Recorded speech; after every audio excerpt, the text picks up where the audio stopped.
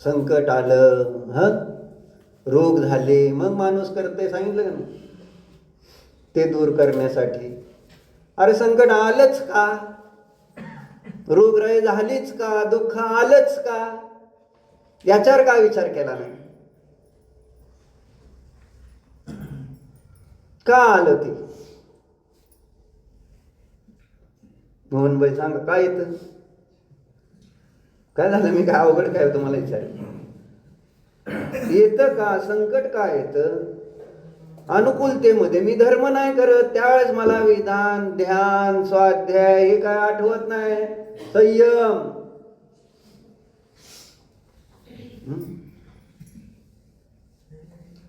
त्यावेळेस जर आम्ही त्या अनुकूल परिस्थितीमध्ये जर धर्म केला तर संकट येतील का? सरळ गणित आला ना. साधं गणित आपल्याला किती वेळा मांडलं जातं. कबीराने पण तेच सांगितलं. आपण काय कबीर सुद्धा सांगतो, सुख में सुमिरन नाही, दुःख में सुमिरन करे सब कोई, सुख में करे न कोय. दुःखामध्ये सगळेजण धर्माचं स्मरण करतायत, पण सुखामध्ये कोणाला धर्माची आठवण येत नाही. सुमित. मग कबीर पुढच्या ओळीत काय म्हणले, काय म्हणले, सुखामध्ये जर तुम्ही त्या धर्माचं स्मरण ठेवलं, देवाचं स्मरण ठेवलं, तर दुःख काहे को होय, दुःख कशाला होईल. हे सगळं इक्वेशन आहेत. तुम्हाला ते मान्य नसले, तुमच्या पद्धतीने सोडवा. आणि सोडवता सोडवता अनंत काळ गेला, पण अजून इक्वेशन सुट, त्या जे इक्वेशन सुटणारच नाही गणित, त्याद्वारे तुम्ही किती प्रयत्न केले तर उत्तर बरोबर येणारच नाही ना. रॉंग मेथड, पद्धतच चुकीची असेल तर, स्टेपच चुकीच्या असतील, फॉर्म्युला चुकीचा असेल. ज्या फॉर्म्युल्याने जे होणार आहे तेच फॉर्म्युलाची गरज आहे. एडिसनने लाईट तयार केली त्यावेळेस त्यांनी सांगितलं ना, त्यांनी किती प्रयोग केले अगोदर. कोणी 100 म्हणते, कोणी 700, ज्याला जे एवढे प्रयोग म्हणायचे, सगळे प्रयोग फेल झाले. पण त्याचं मान्यता आहे की माझे प्रयोग फेल नाही. त्यांनी त्याच्यात बघण्याचा दृष्टिकोन वेगळा होता. त्याने म्हटलं ह्याच्यातनं लाईट बनत नाही हे मला कळलेलं आहे. कोणी जर तशी लाईट बनवायचा प्रयत्न केला त्या पद्धतीनं तर बनणार नाही. जी पद्धत लाईट बनवण्याची होती त्याच पद्धतीनं, तोच फॉर्म्युला आहे, दुसऱ्या पद्धतीनं बनणार नाही. हे त्याला त्याच्यातनं समजलं. आणि मी तो सोडला फॉर्म्युला, कोणता ज्याच्यातनं लाईट बनली तो सोडला. आणि बाकीचे त्यांनी 700-800 प्रयोग जे काही केले असतील ते बनवताना, ते प्रयोग करता करता त्या ठिकाणी आमची लाईट तयार होईल काय? नाही होत असं सांगते. त्यांनी सांगितलं, केलाय ना प्रयोग. मग आपल्याला आचार्य सांगते, कोणता प्रयोग केल्यानंतर आपल्याला सुख मिळेल, कोणता प्रयोग केल्यानंतर माझं दुःख दूर होईल, तर तोच प्रयोग महत्वाचा नाही का? त्याच्यावर विचार, चिंतन, मनन करायला नको का? किती विचार केला आपण काल. मोह आहे, मोह आहे, मोह दुःखाचं कारण काल बघितलं ना आपण, है ना. दुनिया में केवल मोह का ही तो दुख है, और कोई दुख हो तो बताओ. जगामध्ये जर दुःखाचं कारण कोणतं असेल तर काय? शुद्धीच ना. काय दुःखाचं कारण? दुसरं कोणतं कारण असलं तर सांगा, असं आचार्यांचं चॅलेंज आहे. चॅलेंज घ्या. दुसरं कोणतं कारण असलं तर सांगा, पटवून द्या किंवा यामुळं दुःख आहे. पण ज्या कारणाने दुःख आहे, डॉक्टर कोणत्या कारणाने दुःख? रोग झाला म्हणून दुःख असतं का नाही? शरीरात पीडा होते म्हणून दुःख असतं का नसतं?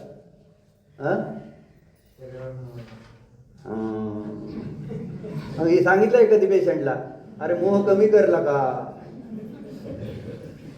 त्या मोहामुळे जास्त दुखतंय. डॉक्टर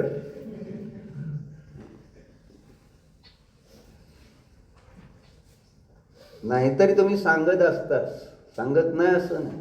लक्ष देऊ नका. लक्ष देऊ नका म्हणजे काय? मोह करू नका असं त्याचा दुसरा अर्थ.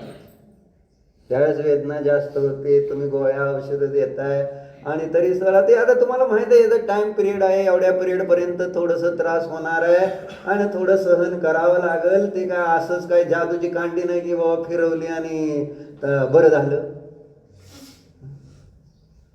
तुम्ही काय देव आहे का? असं तुम्ही म्हणताच की शेवटी का आम्ही देव आहे का?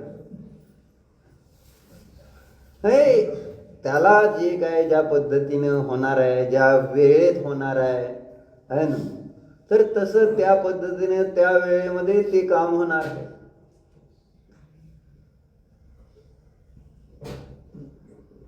म्हणून दुःख जर दूर करायचा कोणता उपाय तर मोह दूर करा, असं आचार्यांचं मत आहे.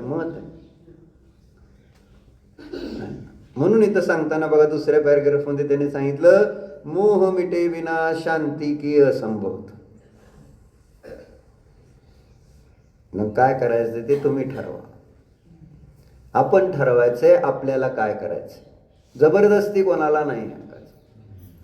प्रत्येकाने आपलं आपलं ठरवावं की आपल्याला काय करायचं. बंटीबाई तुम्ही ठरवलं शास्त्राला यायचं जर आला, ठरवावं लागतं.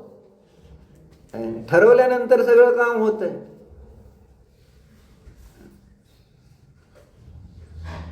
मला संसारातून मुक्त व्हायचंय, ठरवावं लागेल ना. मला दुःखातून मुक्त व्हायचंय, कोण ठरवणार का नाही आपण, पण ठरवायचंच नाही ना. प्रॉब्लेम हेच आहे ना. म्हणून अध्ययन पद्धतीमध्ये पहिलं कारण काय सांगितले? ईशा. 4 कारण सांगितले ना. अध्ययनामध्ये येणाऱ्या अडचणी, 4 अडचणी सांगितले नाही. पहिली अडचण कोणती आहे अभ्यास करताना? हुशार आहे बघा, किती हुशार आहे. काल वाचलेलं त्याला आज लक्षात आहे. किती हुशार म्हणायचं. कारण कोणाला लक्षात राहतं का मला सांगा? इथनं बाहेर गेल्यावर लक्षात राहत नाही. राहुल कालचं काय लक्षात राहतंय का? आणि धर्माचं तर काय लक्षात राहतंय का? नाही. पहिलं कारण त्यांनी सांगितलेलं आहे, जो कोणाचा प्रमाद? आपला प्रमाद.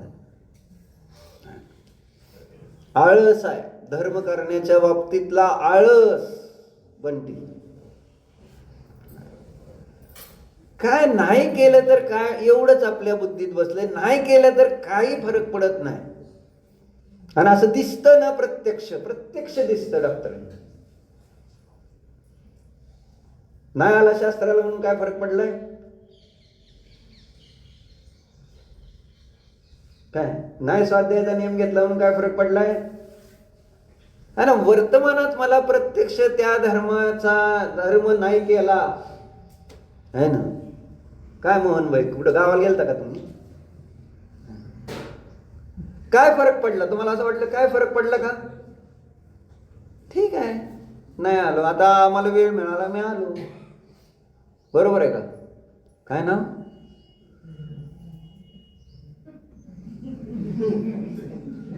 ताई कसं काय ना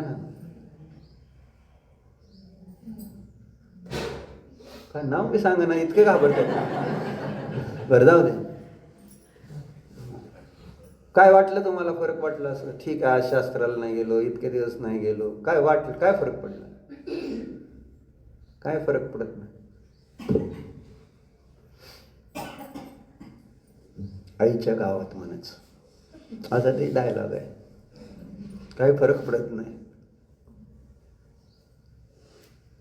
असं झालं. मग आता मला सांग, काय करणार? काय करणार होता? जर अशी जर विचारधारा असेल तर मग आता चेंजेस कसे होणार? बदल कसा करायचा? कोण करू शकतो त्याच्यात बदल? आम्हाला सांगतेच नेहमी, आपणच शिल्पकार आहोत आपल्या जीवनाच्या. आत्मा एव आत्मनः गुरु असं म्हटलं का नाही? इस्टॅब्लिश मध्ये श्लोक आला का नाही? काय श्लोक आहे? स्वस्मिन सदाभिलाषित्वात आहे का नाही तसं, तो सुरुवात आहे तरी.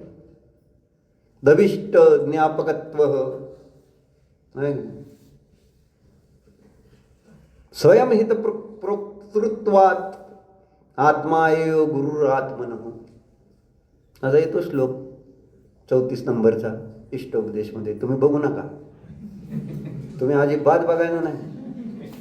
माझं पाप लागेल वाचलं पिसलं काढलं बघितलं तर, का नाही. आत्माच आत्म्याचा आपला गुरु कोण, आपलं हित करणार कोण.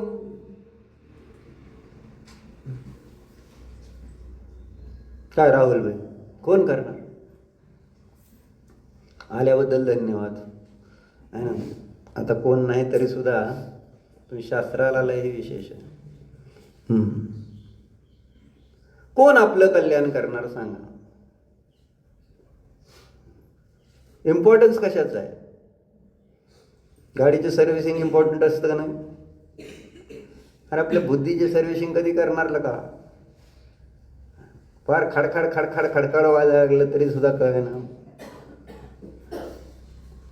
गाडी वेळच्या वेळ सर्व्हिसिंग केली पाहिजे, महत्वाचं आहे.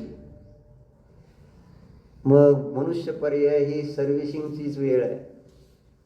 म्हणजे ह्या पर्यायामध्येच आपल्याला आपल्या जीवाचं कल्याण करण्याची एक संधी आहे. मनुष्य पर्याय जिथं सम्यक दर्शन ज्ञान चारित्र्याने संपन्न होऊन आपली गाडी मोक्षाला जाऊ शकते. सर्व्हिसिंगच करायची. इम्पॉर्टन्स किती असतं सर्व्हिसिंगचं सुमित मालक सांगा. जर वेळेवर गाडीची सर्व्हिसिंग नाही झालं तर काय होतं. स्वप्नील भाई काय, आता मी सांगतोय तर मग ऐका की राव, नंतर तुम्ही वाचा, नाही तर तुम्ही वाचा मी ऐकतो. हा काय सांगतोय सांगा. मग पुढं काय सांगितलं ते नव्हतं वाक्य शेवटचं माझं. किती महत्वाचं असतं शास्त्र सांगताना. माझं शास्त्र चालू असतं नंतर लक्ष द्यावं, बाकीचं तर मला माहित नाही. काय विचारतो मी, काय सांगतोय. गाडीची सर्व्हिसिंग वेळेवर नाही केली तर काय होतं हा प्रश्न विचारला होता. तुम्ही तिथं पोहोचलाच नाही. तुम्ही वेगळ्याच धूनमध्ये, जे चालू आहे त्याच्यात लक्षच नाही. दोघांनात असं केलं तर बघा पप्पा काय म्हणतात. जी यादी चालली ती बघायला सोडलं, त्याचं हिशोब करायला सोडला आणि दुसरं गेले तुला काय पाहिजे आणि इकडे हिशोब करत बसला तर चालतंय काय. अरे ज्या त्या कामाकडे ज्या त्या वेळेस लक्ष द्या. बाकीच्या वेळेस चाललंयच की तुमचं. नाही केली सर्व्हिसिंग तर काय होतं सुमित सांग.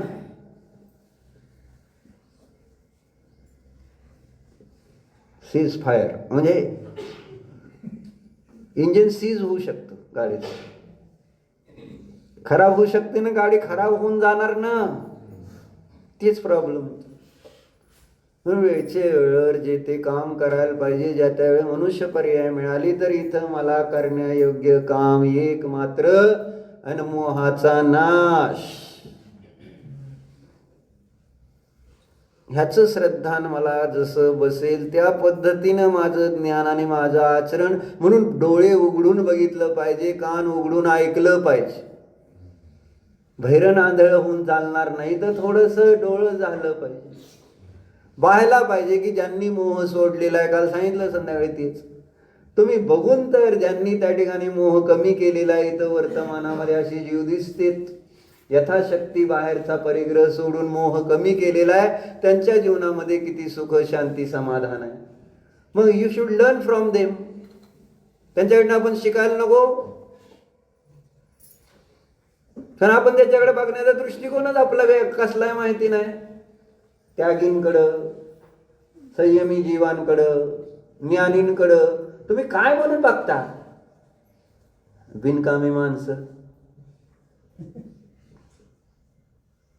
काय दृष्टिकोन काय तुमचा. कधी तुम्ही त्या डोळे बघितलं बाबा हे काय करते, ते असे का करते, असं केल्याने त्यांना काय मिळतंय. कधी कधी बुद्धी जरा अशी उघडायला पाहिजे का नको. ज्ञानाचा उपयोग करायला पाहिजे का नको, ह्याचं काय चाललंय म्हणून तर त्याच्याशिवाय कळणार कसं की बाबा मोह कमी केल्यावरच दुःख कमी होतं म्हणून. बघायचं नाही, मंदिरात गेला तरी बघायचं नाही. हीच चर्चा इथं वाचायची मला. आता ऐका, पशु पक्षी मनुष्य सभी इस मोहवश दुखी है. माणसंच नाही, सभी जीवों का दुख एक ही ढंग का है. अनेक नाही दुःख, दुःख अनेक नाहीतच.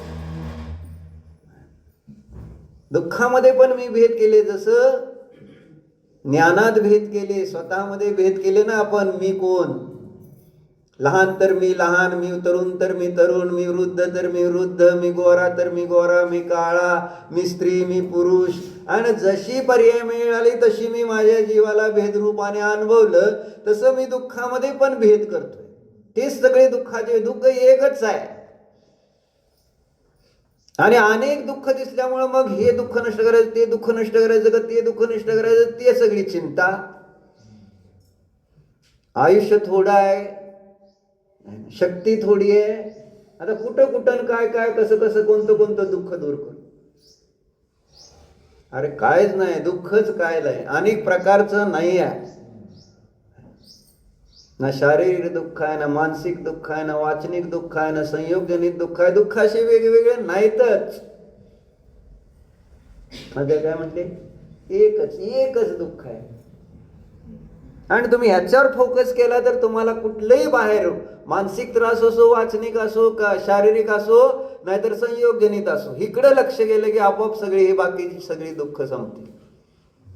हे आहे ना मोह आहे. मोह मुळात मोह आहे, आणि त्यामुळं त्यांच्या निमित्तात दुःख भासित होतं. ते दुःख नव्हे. शरीर दुःखाचं कारण नाही, मन दुःखाचं कारण नाही, शब्द दुःखाचे कारण नाहीत, आणि संयोग दुःखाचे कारण नाही. दुःखाचं कारण कोण, एक ही ढंग काय. दुःख झालं की कुठलं दृष्टी झालं पाहिजे माझी, हा माझा माझा मोह आहे, माझा वेडेपणा आहे, माझा अज्ञान आहे, माझी मूर्खता आहे, हे मला समजायला पाहिजे ना. म्हणून इथं लिहिते कि सभी जीवों का दुख एक ही ढंग का है, भले ही उनके विषय में फर्क है. मनुष्य मनुष्य के बच्चे में प्रेम करता, मकान महल के बिना की चिंता है, धन वैभव जोड़ने की चिंता है. मनुष्य का मोह मनुष्य के ढंग का है, पक्षियों का मोह पक्षियों के ढंग का है. पक्षी भी अपनी घोंसला बनाते, अपने बच्चों से प्यार करते हैं, तो पक्षी भी मोह करते हैं, मनुष्य भी मोह करते हैं. तो सभी जीवों के दुख का कारण यह मोह है.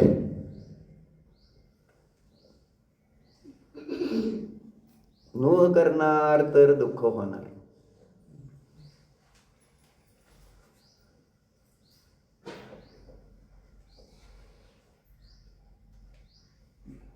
मोह मला समजायला पाहिजे, हे मला सांगायचं. मोह समजत नाही म्हणून तर आपल्याला त्या त्या मोहाला दूर करण्याचे विचार येत नाहीत.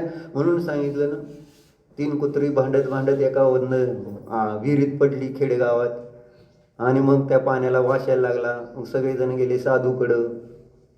साधूकडे गेल्यावर साधू म्हटला, पाणी काढून टाका. सगळं विहिरीतलं पाणी काढून टाकलं. पाणी काढून टाकल्यावर पाणी परत नवीन आलं, वास गेला. परत साधूकडे आले, आम्ही पाणी काढलं आणि वास गेला. पाणी काढल्यानंतर वास गेला नाही कसं काय. मग त्यांनी सांगितलं, त्याच्यात अमुक चंदन टाका, हे करा, अमुक तमुक सगळं करा म्हणून बाह्य उपाय सांगितले. ते सगळे करत होते, पण पाण्याचा वास काय जात नाही. काय काय झाले, काय झाले, काय झालं होतं. हा, कुत्री त्या विहिरीतच पडलेली काढली नाही, तर काही सगळे हजारो नाही करोडो उपाय जरी केले तर त्या ठिकाणी त्या पाण्याचा वास जाणार आहे का. काय पण करा, एवढी साधी बुद्धी नाही वापरायला पाहिजे आपल्याला. कशामुळं ते वास येतोय, घाण कशामुळं होतंय ते पाणी. सिंपल आहे.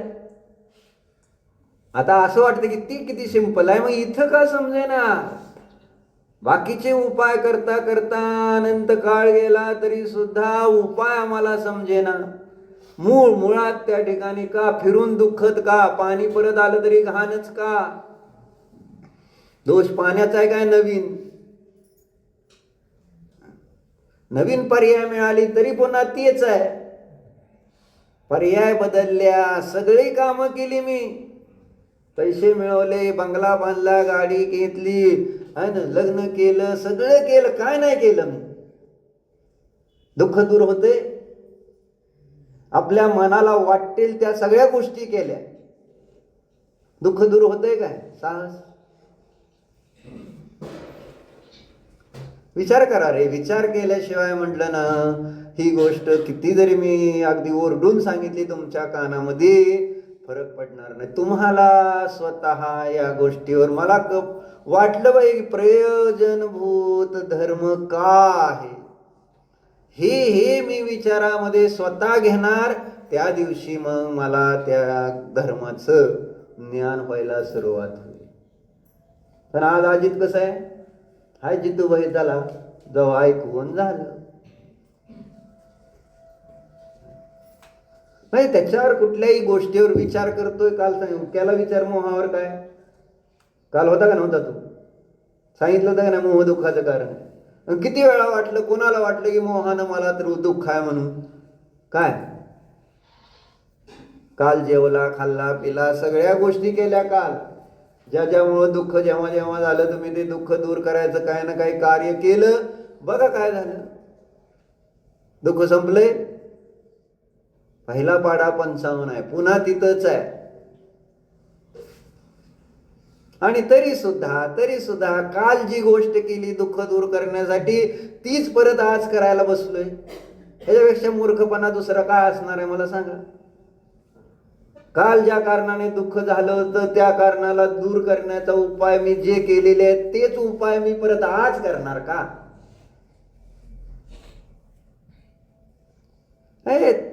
बघा तर राव काय करतोय आपण.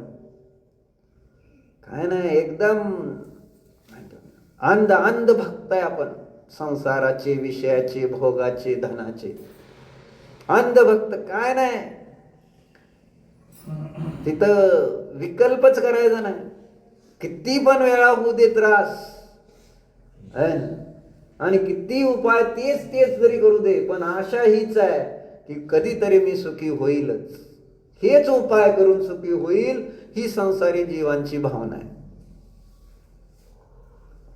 श्रद्धाच बदलायला मी तयार नाही. श्रद्धाच बदलायला तयार नाही की बाबा नाही, मला दुःख दूर करण्यासाठी मोह दूर केला पाहिजे, आणि मोह दूर करण्यासाठी मला काय केलं पाहिजे ते सांगायला लागले. बघा, मोह मिटे तो फिर कोई क्लेश ही नहीं है. अपने आप में अंदाज लगाकर देख लो, जब अपना ऐसा अनुभव चले कि जगत में मेरा कोई कुछ नहीं है, अन्य किसी से सुख नहीं होता, बल्कि अन्य पदार्थ में स्नेह जगाने का फल केवल क्लेश है. अपने आप में अंदाज लगाकर तो देख लो, म्हणजे अंदाज अनुमान तर करा. जब अपना ऐसा अनुभव चले कि जगत में मेरा कोई कुछ नहीं, थोड्या वेळेसाठी जरा माझं कोणीच नाही याच्यावर थोडंसं चिंतन करून बघितल्यावर लक्षात येईल. ही ज्या गोष्टी शास्त्रात ऐकलेत, वाचलेत ना, त्याच्यावर विचार करायला प्रयत्न करा. हा सांगितलंय मी एकटाच आहे, आपण ध्यानही सांगतो मी एकटा आहे, माझं कोणी नाही आहे ना. पण कधी तसं आपण विचार करतोय का खरोखर मी एकटा आहे, माझं कोणी नाही? मग बघा काय त्रास आहे तुम्हाला. जेव्हा जेव्हा त्रास आहे तेव्हा माझं काहीतरी आहे म्हणून त्रास आहे. गाडी माझी आहे म्हणून त्रास आहे, बायको माझी आहे म्हणून त्रास आहे, मुलगा माझा आहे म्हणून त्रास आहे, दुकान माझं आहे म्हणून त्रास आहे. आशिष भाई काय कळतंय का नाही?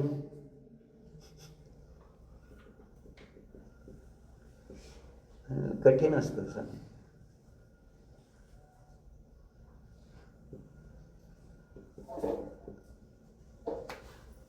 जब अपना ऐसा अनुभव चले कि जगत में मेरा कुछ नहीं है, अन्य किसी से सुख नहीं होता, काय म्हणले, दुसऱ्या कोणत्याही कारणानं मला सुख होत नाही, श्रद्धा तर करून बघा.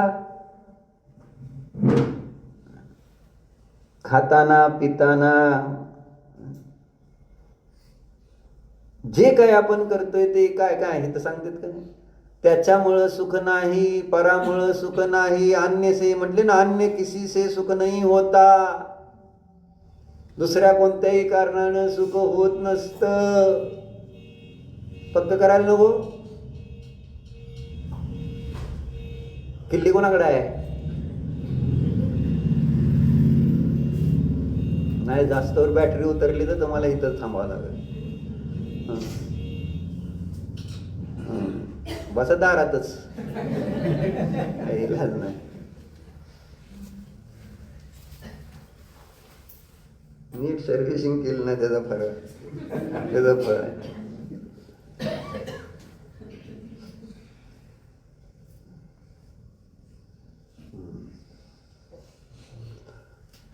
बल्कि अन्य पदार्थ में स्नेह जगाने का फल केवल क्लेश है. भले ही कल्पनावश हम थोड़ा मौज मान ले, किसी से स्नेह करने का परिणाम केवल क्लेश ही निकलता है, और खुद अनुभव कर लेते हैं कि स्नेह के फल में अंत में क्लेश ही तो मिला.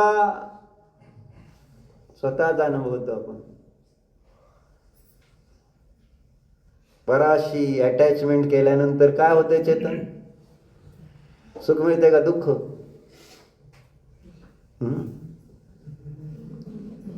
नरोवा कुंजरोवा, अश्वत्थामा हत्ती मेलाय का? द्रोणाचार्यचा पोरगा काय नाही. काय होतं? कशामुळं? परावर प्रेम केल्यावर. स्नेह वृत्ती, माझा आहे ते, मी आहे ते, त्याच्यामुळे क्लेश होते. तर म्हणते, तुला आधी चिंता होती का तुझ्या मंडळीची लग्नाच्या आधी? आता चिंता असते का नाही?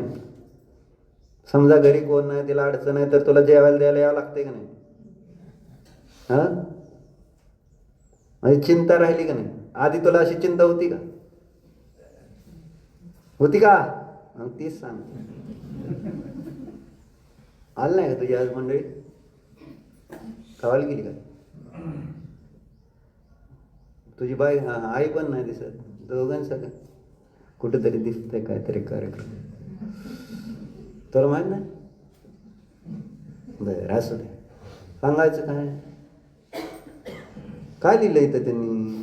भले ही कल्पनावश हम थोड़ा मौज मान ले, किसी से स्नेह करने का परिणाम केवल क्लेश ही निकलता, और खुद अनुभव कर लेते कि स्नेह के फल में अंत में क्लेश ही तो मिला.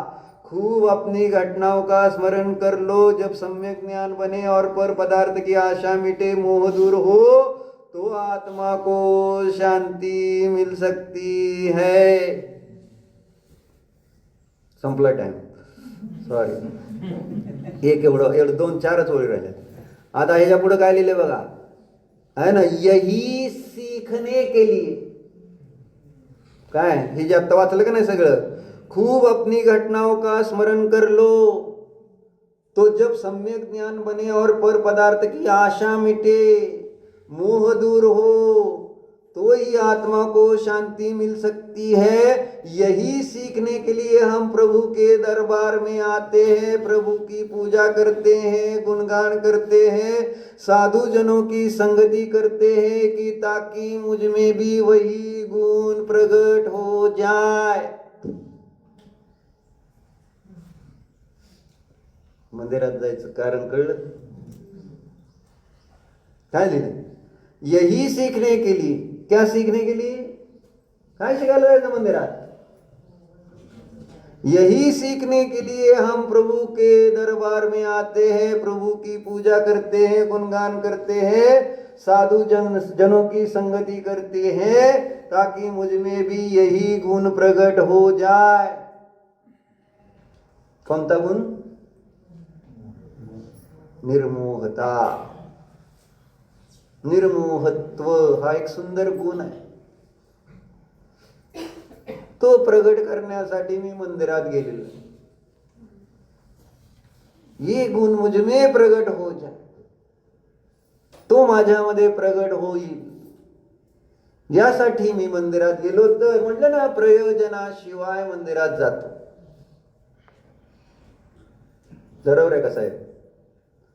मंदिरात जायचं तर कारण पण त्यांनी सांगितलं, कभी कभी किसी के कहने पर जाते भी है मंदिर में या रूढी के वश.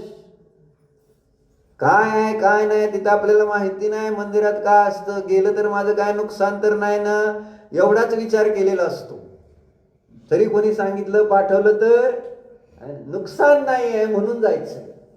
फायदा काय आहे नाही मला काहीच कळत नाही, पण नुकसान नाही, आणि म्हणून मग जाऊन डोकं टेकवून यायचं. आणि झाला तर लौकिक लाभाच्या दृष्टिकोनातून, कारण संस्कार तेच आहेत. पाया पडलं पुण्य मिळेल, पुण्य मिळालं तर माझं सगळं त्या ठिकाणी चांगलं होईल. ती पण खरी श्रद्धा नाही, लबाड असतो आपण. देवाच्या श्रद्धेने माझं खरंच चांगलं होईल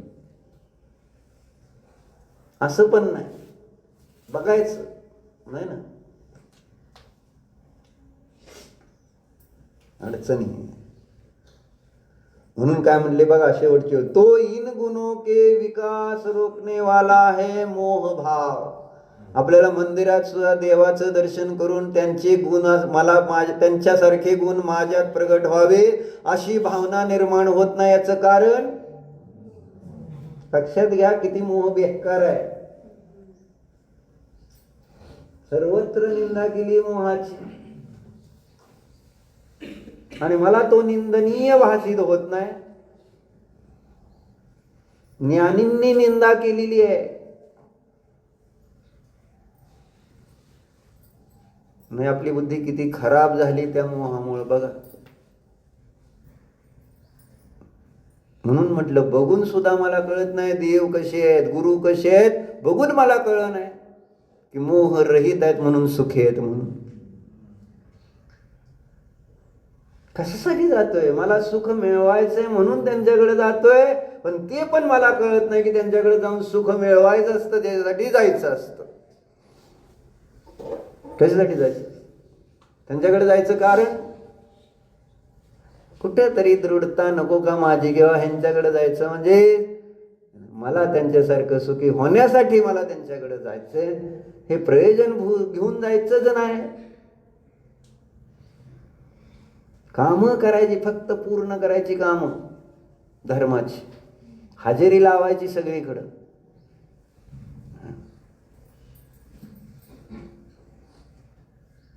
भयंकर म्हटलं ना, प्रमाद इतका विचित्र आहे. म्हणजे त्या प्रमादामुळं आपल्याला आपलं प्रयोजन सिद्ध व्हायची वेळ आली तरी सुद्धा, संधी आली म्हटलं ना, तरी आपण त्या प्रयोजनाची सिद्धी करायला तयार नाही म्हटल्यानंतर आपल्यासारखे मूर्ख आपणच म्हणाला. यह मोह मिटे तो परिग्रह की ममता दूर होगी, और इस ममता के दूर होने से यह जीव सुखी हो जाएगा. काय कशाने जीव सुखी होणार आहे? मोह कमी झाल्यावर काय होईल? मोह कमी झाल्यावर काय होईल? काय सुखी होईल म्हणतो रे? तिथं दिलंय, परिग्रहावरचं ममत्व कमी होतं. मोह कमी झाला तर ते माझा आहे माझा आहे माझा आहे हा भाव त्या ठिकाणी सुटतो.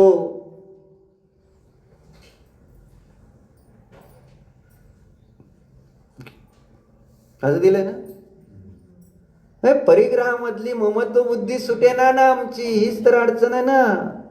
आणि ती सोडण्यासाठी आचार्य म्हणते, मोहावर घाव घाला, मुळावर घाव घाला. जर त्या ठिकाणी किती वेळा वरची पानं आणि फांद्या आणि फुलं तोडली म्हणून ते झाड त्या ठिकाणी नष्ट होणार नाही. काट्याचं विषाचं झाड, विषरूप वृक्ष असेल राहुल तर विषरूपी वृक्षाला नष्ट करण्याचा उपाय काय? हा, कुणाला? तुम्हाला. मुळासहित त्या ठिकाणी ते निघणं गरजेचं आहे आणि त्यासाठी आपल्याला प्रयत्न करणं गरजेचं आहे. ओम नमः भो.